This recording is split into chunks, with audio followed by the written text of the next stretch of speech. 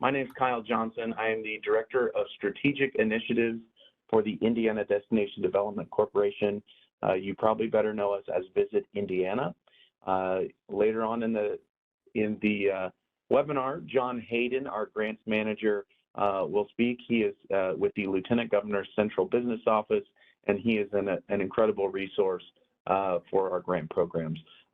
If you want to reach out to us, you can email either of us, but if you email the grants@iddc.in.gov email address, both of us have access to that and we'll see that. So you are most likely to get that quick response. So yes, please email that address as well as either of us if you would like. So our grant program we're excited to share is a $500,000 allocation that will be divided amongst applications from 2 different grant programs. We will disperse those funds however we see will have the biggest impact amongst the applications that are received. The In Indiana Placemaking Activation Grant is an up to $25,000 matching grant. That's a 1-to-1 match. And the In Indiana Public Art Activation Grant is an up to $10,000 non-matching grant. So the goal of those 2 programs is 1, to create an Instagrammable or photographable experience in high visibility areas of Indiana, and 2, to generate activations of the In Indiana campaign to tie Indiana communities together as one cohesive destination. 3, we're looking to add beauty to Indiana's rural, urban, and suburban landscapes through beautiful art and design. All of these projects, be it the placemaking or the public art, must incorporate and feature the In Indiana identifier within their design. So our primary criteria for evaluating grant applications with these 2 projects: 1, the projects will be selected based on their location and the visibility to Indiana residents and visitors, and preference will be given to high view areas and locations that create the potential for photo opportunities. 2, the quality of the artwork that is submitted as part of the application. And we will also give some preference, so kind of a tiebreaker, if it is a local or regional artist. You are welcome to include a national artist, but there will be preference given to artists that are local. IDDC intends to include a diverse group of locations and projects, including urban, suburban, and rural settings, large communities, small communities, and locations in different regions of the state. So all that to say, it is not our intent to fund half of the $500,000 to do all projects in one location. We would like to disperse these funds across the state. So what are the main differences between these 2 grants? Obviously, the dollar amount is a difference. The public art grant is non-matching, so it is a $10,000 grant that you do not have to provide matching funds for, whereas the placemaking grant, if you are asking for the full $25,000, you need to have a $50,000 project where you are providing the other half of that. The public art activation grant is open to any and all applicants as long as they have completed vendor registration with the Indiana Department of Administration, which I believe John will go through. And the placemaking activation grant does have limitations on who can and is eligible to apply. Those include municipalities, so is that a city government, a town government, an agency within a city or town government, counties, so is that a county government agency or something like that, communities, DMOs, and chambers of commerce. So it's really intended to be some type of local branding initiative to include the In Indiana identifier. The public art activation grant is intended for murals, sculptures, and other forms of artwork, whereas the placemaking activation grant is intended for signage, pole banners, community gateway signage, water towers, overpass transformations, park benches, whatever you can imagine, but it's more of a design and branding initiative than a true public artwork. With that, I will ask John Hayden to unmute, and hopefully he has better luck than I did to start out, and we can have him go through some of the technical aspects of this application process. Good morning, everyone. Can you hear me? Yes. Okay. Well, so we do have a couple of questions in the chat. I believe what we're going to do is we're going to wait till we get done with both sections of the presentation, and then we will go over those. So for those two questions in the chat, we do see you. So we're just going to hold off till the end of the presentation, and then we'll address everything at once. If you do have any questions while I'm presenting, please feel free to include them in the chat. And at the end of the presentation, we can go back to clarify any points, or we can address any issues. Or answer any questions. So again, my name is John Hayden. I'm from Grant Services with the Office of the Lieutenant Governor. I will be handling a lot of the administration work. So when the applications come in, we will be reviewing all of the non-qualitative questions and qualitative information. So making sure everyone's registered as a vendor, making sure that all the documentation as far as ownership or your contract with your building owner, or if you're the building owner yourself, making sure you have all the documentation. So I will be handling a lot of what would be considered the back end part of the work. I'm just going over a couple of questions that we've already received from people that have reached out regarding this year's grant process. So in front of you, you'll see on the slide our timeline as it's currently situated.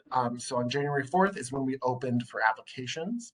On March 17th, which I believe is, let me double check, March 17th is a Friday.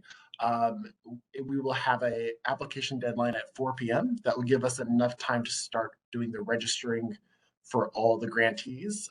So once you apply, and even if you don't get awarded, we have to go through a process where we have to register all the applicants, as well as make sure that they are in good standing with the state of Indiana.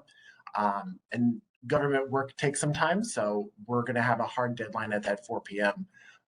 Please make sure to have all the documentation that we request in both the application as well as the guidelines included in the information. If you have any concerns or questions about how to fill some of that documentation out, we will be answering a couple of those today. But if you have any questions, please feel free to reach out and we'll be able to assist with that. The announcement will go out on March 31st with a deadline of October 31st for all projects. Next slide.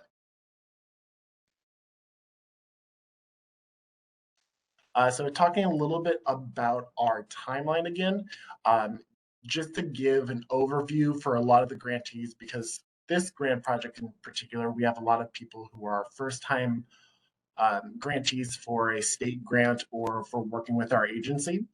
So this was just to give a overview of what type of work is going to be expected, as well as how it's going to work. Excuse me.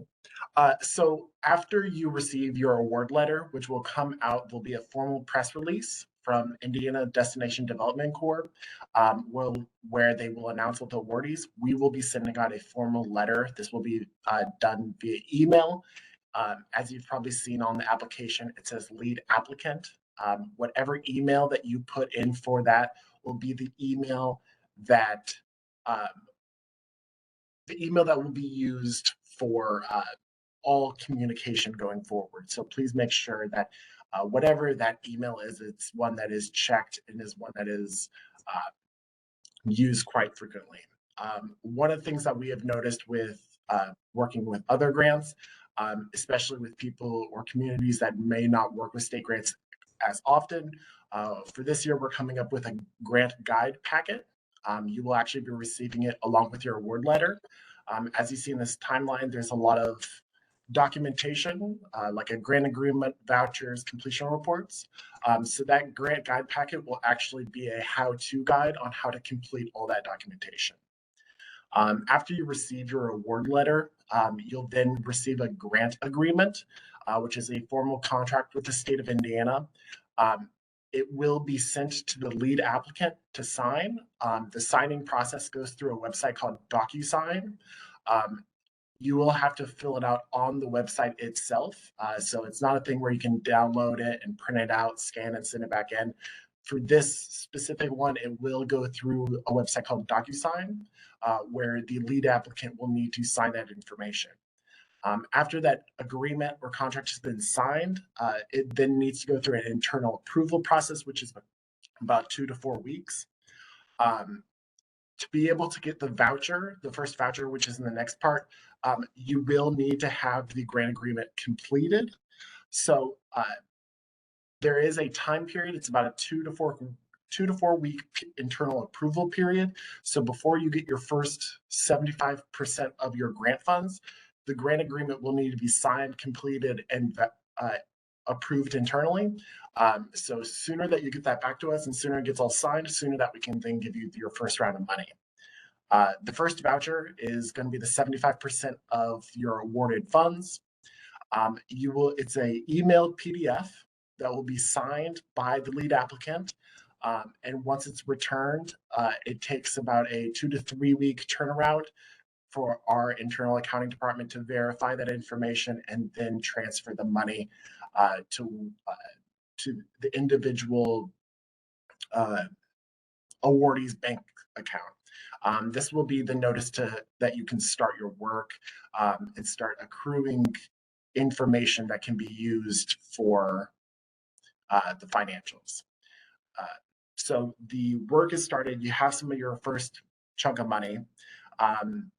After the art has been completed and the project is done, there's an initial completion report, which is a document that will be signed by both and all parties, basically saying we have completed the art, the project is done, everyone's in agreement as far as the building owner or the people putting on the project and the artist that the work has been done, the artist has been paid, and everyone is done with the project. So it's just a formal report that just says that.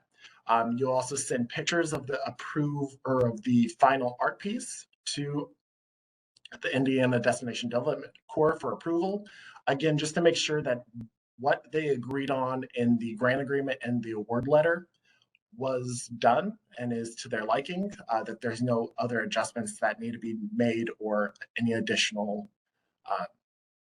work is to be done. Once we have the approval from Indiana Destination Development Corps, that's when we'll send the second voucher. It's going to be just like the first one. It'll be emailed PDF, must be signed by the lead applicant. That information then will be sent back, and again, a 2 to 3 week turnaround. Then finally, once all of the grant funds have been spent, there's a final completion report that has both open-ended questions as well as some financials. For the financials, you'll need copies of invoices, receipts, checks, payments of proof, and the intricate details of how to complete this final report, as well as the initial completed report, will be covered in our grant guide packet, which will be sent to all awardees. Next slide.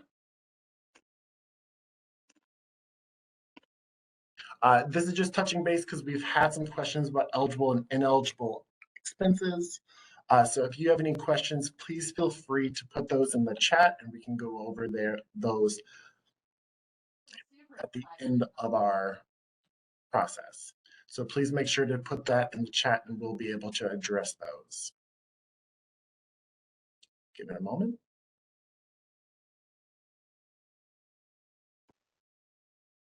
And then if you can go ahead with the next slide.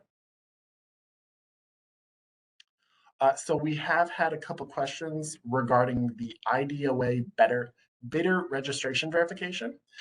So this is a website to set up as a vendor with the state of Indiana so that we can send you money.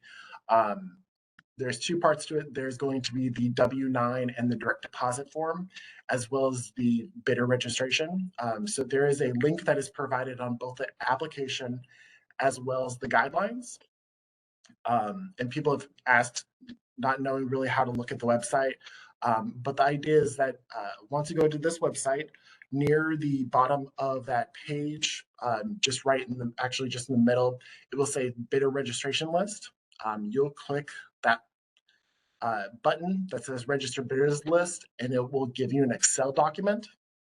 That Excel document will have a list of all of the registered bidders. And all you'll need to do is include a screenshot or a snippet showing that your bidder, your entity's bidder information is on there. So that includes the name 1, name 2, which is your registered business name. Your doing business as name is name 2, and then your bidder ID. So we just need to verify those 3 pieces of information. And again, you can include a screenshot or a snippet. If your name is not on this list, if we can go to the next slide. Near the bottom of that same page, there's actually an area where you can create a new bidder profile. There's 2 links that you can follow. The first link will actually take you to a PDF guide. It's a 3-page guide on how to become a new bidder. So it'll give you all the instructions, as well as give you a email for answering questions or if you have any issues. And the second link is the actual registration guide that you fill out.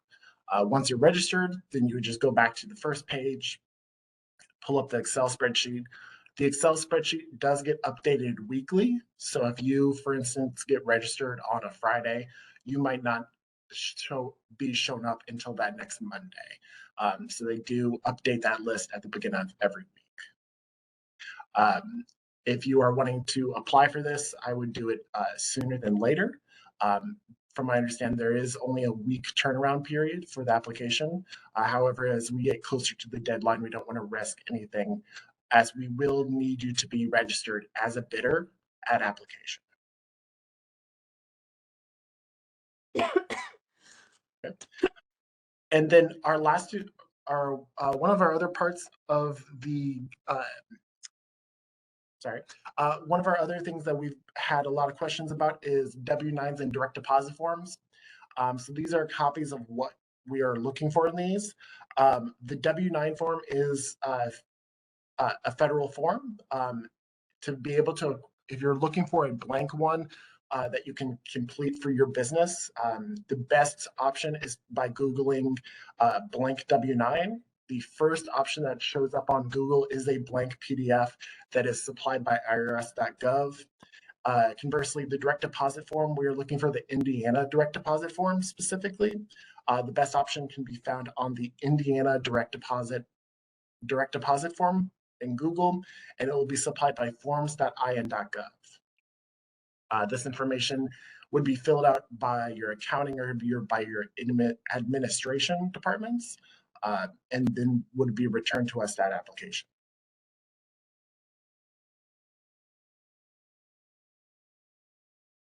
Okay, and I think that's my last slide. I know that you have a couple of slides that are copies of last year's grants. So if you want to go through those, I'll start looking through some of the questions. Yeah, I just wanted to flip through some of the grants that we did fund in the first round of the Public Art Activation Grant, just so you can see how some of these look. If you're new to this type of project, it is not. These are not billboards for in Indiana, but you know, looking to incorporate it into artwork. So this is a mural honoring Madam C.J. Walker in downtown Indianapolis. This is a mural at Holiday World in Santa Claus, Indiana, just on the side of a concession stand that sells ice cream. So really cool fit. This is at Calumet College of St. Joseph up in Hammond and Whiting area in northwest Indiana. This is in Brazil, Indiana, on the side of a small business, farmhouse, A&B Farmhouse Homes. Just a nice little tribute to the town of Brazil. This is in Bluffton, Indiana, and it's a tribute to Hoagie Carmichael on the banks of the Wabash in Indiana. This is in Jasper, Indiana, and the in Indiana, if you can't see it, is it says snailed it in Indiana on the little bumper sticker on the snail. So it can be, that's, you know, less than 5% of the mural, but it is a really cool application. We may come to you and say, you know what, you've kind of hidden the logo in there. If you want to have this approved, you would need to make it larger. But you know, the idea behind this is you're not hiding the in Indiana, you're incorporating it in some way, if that makes sense. This is in Kindleville, obviously, a little more of a postcard-esque mural. And then we've got two here. This is the sloth, the large sloth and nest existed, and they what we funded was all of the stuff that went around him, and it says hanging out in Indiana. And then Lake Maxinkuckee in Culver had this, and that is visible from the water on the lake. So lots of different ways to go about this, yeah. With that, we'll go ahead and go through some of these questions. If you have more, please feel free to share them in the chat. So I'm going to start up at the top of this as the first ones that came in. What is the breakout of funds for urban versus suburban versus rural? There is no breakout. We are looking, that is a goal of ours as we're reviewing these to say, you know, are we spending, you know, too many dollars in one area? That is a consideration we will have, but there is no, there are no quotas to do urban versus suburban versus rural. It is just a consideration we will take into as we review the applications. Would student art be acceptable for a mural, high school or middle school students under the direction of their art teacher and local arts agency? I think it would be fine. You need to submit your design beforehand. So we will, you know, we will judge the application, including that. So I think that would be okay on our end. But I can't, without seeing the work, I can't really give the actual answer there. The question from Debbie, what percentage? Go ahead. I was just going to mention that based on our understanding of this grant process is that you would be paying the artist. So the only concern that I foresee as far as using middle school or high school students, there would need to be some type of contracted expectation of who those funds would be going to. So if we would be paying the student direct, or we would be paying the student, obviously the funds would go to the awarded person, but there would need to be some type of clear understanding that if the school is going to be then giving the money to the student or if the school is using the funds themselves. So a clear understanding of how the payment is being processed. A very good point. Thank you, John. What percentage of applications get funded? Just wanting to know what my chances are. I did look, I think we had 62 applications in the first round. It was a different program with a $5,000 maximum, and we had a different pool of money. So that's a really tough answer. I think we had 45 that we awarded out of the 62, but our goal, if we have enough, is to fund all of these if we feel that they fit the criteria that we're looking for. So I really can't answer that question because I don't know how many applications we're going to get, how many we'll get of each grant, and so on and so forth. Could a storyboard and mural combine to tell a story about the history of the area be considered a public art activation grant? Without seeing the actual work, I can't, and until it's submitted, we can't really review it. That's not really fair to anyone. So I would say there's no reason it couldn't. You just need to make sure it does include the in Indiana as a part of that. So it's a yes, it could qualify, but like I said, I can't really, give recommendations on, what will or won't, because I don't know without seeing it. How do you recommend advertising the RFP for a mural, given that a concept needs to be submitted with the application? knowing that it could potentially not be funded. So Kayla Arnold asked that question. If you want some guidance on that, please send me an email, and you can send it to me or the grants at IDDC email address, and I can connect you with the Indiana Arts Commission. They're a great resource for that type of guidance. Will you please send the PowerPoint presentation materials to individuals at the information session? I can, yes, I will try to do that. What I'll actually do is I'll send out the recording of this webinar to that group, and then it will also be posted on the visitindiana.com/grants page. So that will be publicly available. To Corey asks, would digital signage outdoor at a visitor center qualify for the placemaking activation grant? That's a very specific question, and I think you would have to probably give me a call or an email, and we can discuss that. I'm not certain. We'd have to figure out what that looks like. What is the in Indiana activation within that, and how does that work? There's a lot of questions there, so I don't want to give you a yes or no answer because there's a lot of gray area. Jacob asks, are we able to brand it as our own brand of in Wabash County, or does it need to be in Indiana? With the first round, we did require that it be in Indiana. We did have several that used the script above and said Wabash County in Indiana, but I do believe that will be the case in this instance, that we do require that it is in Indiana. You can definitely refer, as you saw from the projects I showed, you can definitely make it a local theme and incorporate the in Indiana within that, but we do want the in Indiana identifier included. The owner of our proposed project fully supports the project, but is balking at the 10-year commitment. Any leeway or suggestions? So there is, we've had this question in the past, but we do want that person to commit to that. If something arises and there's a change in property ownership or, some new development, then, you can contact us and we can, give permission, but we do ask for that 10-year commitment just because we don't want these funds to fund a project that then, the property owner changes their mind on in a year and covers it up or takes it down. What types of projects are funded? So for the placemaking, we have not done this placemaking grant prior to, but we did give several examples. With the public art, we have funded sculptures and mural projects.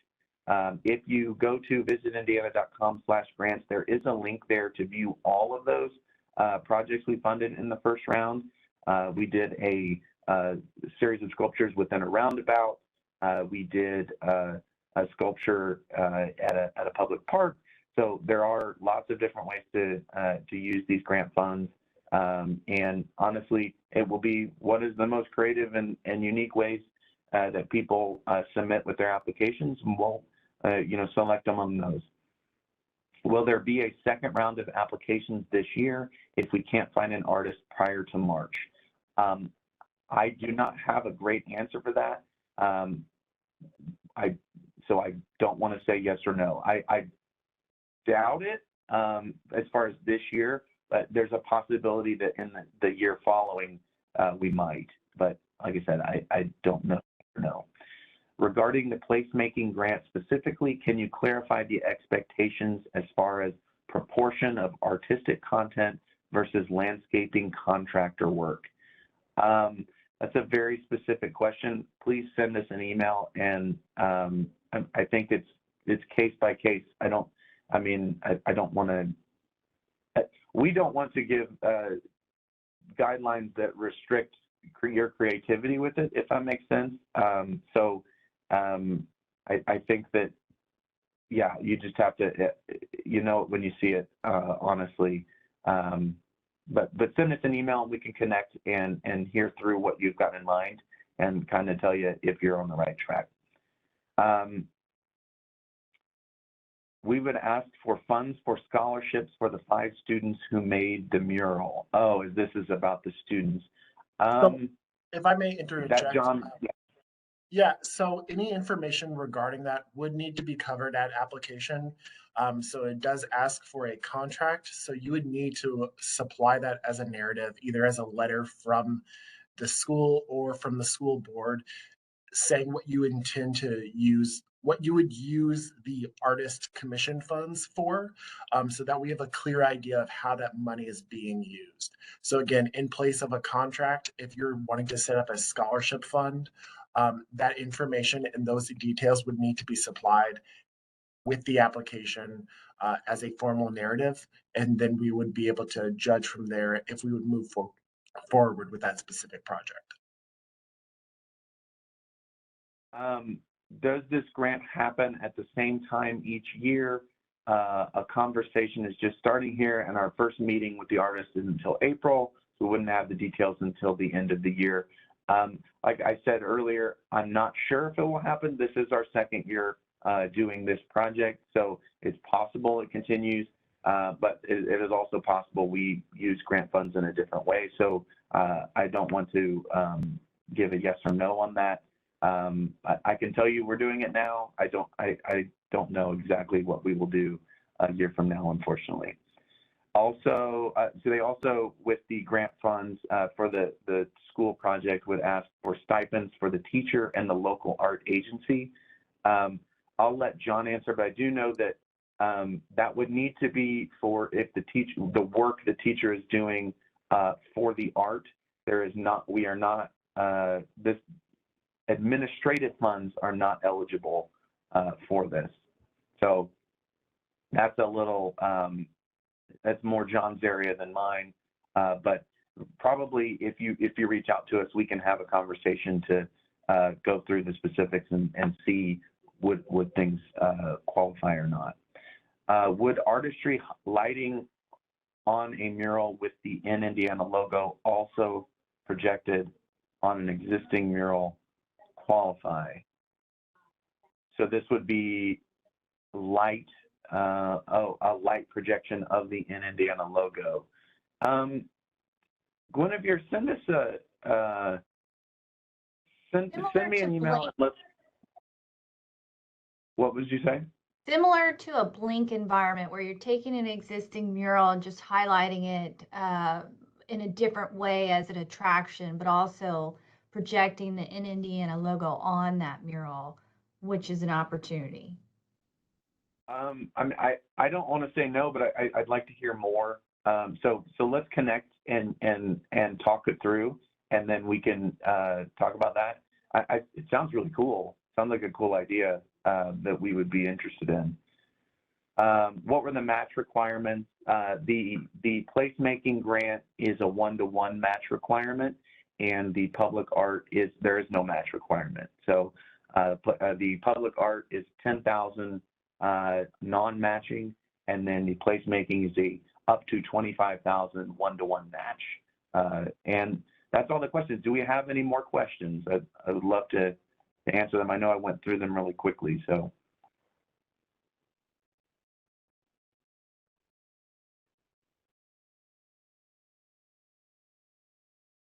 Well, we'll hang out for a few more minutes and answer any more questions that you have. But really appreciate everyone who tuned in today. And as I said, please feel free to email us if you have further questions, after we're completed here, and we would love to answer them the best we can. And our goal is to get as many applications as we can, and really use this money to help you all, in your communities. With that, if we have more questions, please feel free to reach out via email, and we'll go ahead and end the webinar. Thank you so much for attending, and best of luck with your applications, and really looking forward to reviewing them. Thank you. Yes, the recording will be available on the website, visitindiana.com/grants.